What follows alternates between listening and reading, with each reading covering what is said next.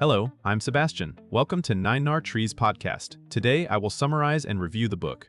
Functional Programming in Scala by Paul Chiusano is a hands-on guide to writing Scala code in a purely functional style.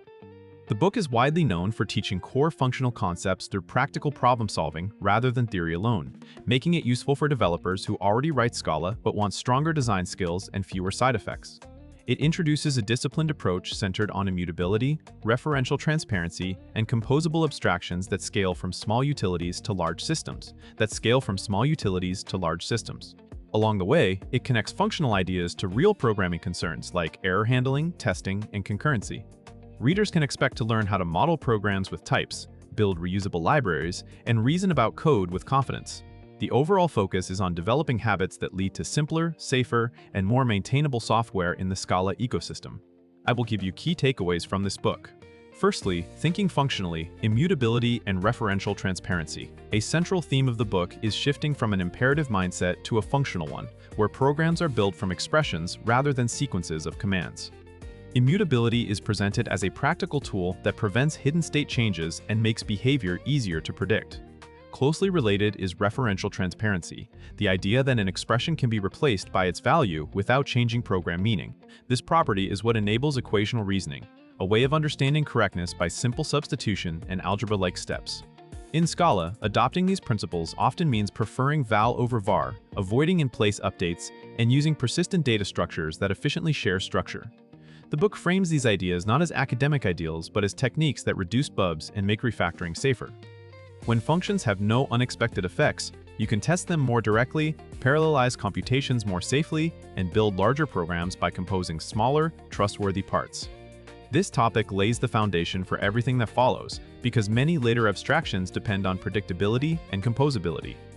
Secondly, functional data structures and building your own collections. The book emphasizes learning functional programming by implementing key data structures in a purely functional way. Instead of relying only on built-in collections, readers explore how lists, trees, and other structures can be represented with algebraic data types and processed with pattern matching. A major payoff is understanding how operations like map, fold, filter, and flat map emerge naturally as reusable building blocks. By focusing on persistent structures, it highlights how you can get efficient behavior without mutation, using structural sharing to avoid copying entire collections. This approach also reinforces type-driven design. Once a data structure and its operations are defined precisely, many correct programs follow from the types and recursion patterns. Implementing these structures develops intuition for recursion, tail recursion, and higher-order functions, which are essential in Scala. It also shows how to design APIs that are expressive and safe, encouraging a style where complex transformations are pipelines of small, composable functions rather than loops with mutable accumulators. Thirdly, handling errors and optionality with algebraic types. Robust programs must deal with missing values, failures, and exceptions, and the book teaches how to model these situations explicitly. Rather than throwing exceptions as a default, it promotes representing uncertainty and failure in types, commonly through constructs like option and either. This makes error paths visible and forces callers to handle them, reducing runtime surprises. A key lesson is that these types are not just containers but interfaces for composition, supporting operations like map, flat map, and combinators that accumulate or short-circuit failures. This enables writing clear workflows where each step may fail, without deeply nested conditionals. The book also connects these patterns to validation scenarios, where you may want to collect multiple errors instead of failing fast, motivating more general abstractions. By encoding error handling as values, programs become easier to test because you can verify results without relying on try-catch. This topic equips readers with a practical toolkit for building safer application logic and cleaner domain models in Scala. Fourthly, laziness and streams. Working with potentially infinite data, laziness is presented as a way to separate the description of a computation from its execution.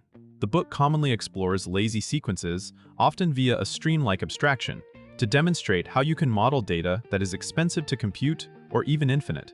By evaluating elements only when needed, you can process large inputs efficiently and build elegant pipelines that short-circuit early. This topic typically covers constructing lazy values, defining combinators that preserve laziness, and reasoning about when computations will run. It also shows how laziness pairs naturally with functional composition. You can chain transformations without paying the cost until the final consumer demands results.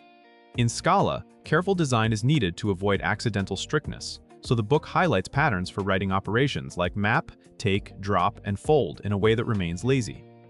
Beyond performance, laziness can improve modularity because producers and consumers can be written independently, and the resulting program can handle streaming scenarios with a clear, declarative structure. Lastly, effects and abstractions from simple functions to functional architectures. As programs grow, dealing with side effects like I/O, randomness, and time becomes unavoidable. The book introduces a functional way to manage effects by representing them as values, allowing effectful programs to be composed like pure ones. This often leads to abstractions such as an I/O type or similar effect wrapper where you build a description of what should happen and run it at the edge of the system. The topic also connects to broader abstractions like functors, monads, and other type classes that capture common patterns of composition across many data types. Rather than focusing on jargon, the emphasis is on why these abstractions matter. They let you build reusable libraries, structure programs into interpretable components, and test logic independently from execution. This section typically ties together earlier lessons on composability, error handling, and laziness, showing how to design programs that are modular and maintainable. Readers come away with a framework for architecting Scala applications with predictable behavior and clear boundaries between pure logic and real-world effects. In conclusion, this book fits Scala developers who want to move beyond using functional features occasionally and instead adopt a consistent functional style. It is also valuable for programmers coming from Java, C# or JavaScript who want a structured path into functional thinking without losing sight of practical engineering. The benefit is not just learning new syntax, but gaining habits that improve daily work, clearer APIs, fewer hidden side effects, more reliable refactoring, and code that is easier to test and reason about. Compared with many functional programming books that lean heavily on theory or category terminology, this one is often appreciated for teaching through concrete implementations and step-by-step design choices. It helps readers build intuition by creating data structures, writing combinators, and modeling effects in a disciplined way.